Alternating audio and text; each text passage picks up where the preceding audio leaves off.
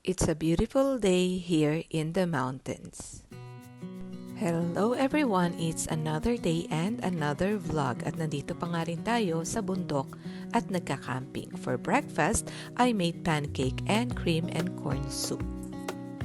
O kapag umagang ganyan, medyo matapang na akong kumain sa labas kasi syempre nakikita mo lahat yun nasa paligid mo. So far safe naman, maingay yung mga bata dun sa kabilang campsite. At ayan, medyo nagmuni-muni nga rin ako ng konti and then nagready na rin pa uwi.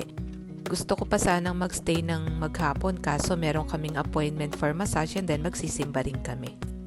Pero syempre, hindi mawawala yung ating dose of nature. Actually, merong malapit na ilog dito sa ating pinagcampingan. So, dadaan tayo doon para mag-relax pa ng kaunti.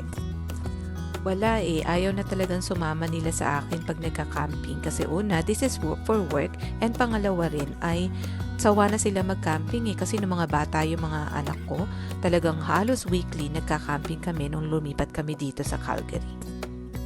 And maganda rin yung paminsan-minsan kahit mga nanay tayo, meron tayong me time para makapag-isip-isip, makahinga, makarelax ng kaunti, o diba?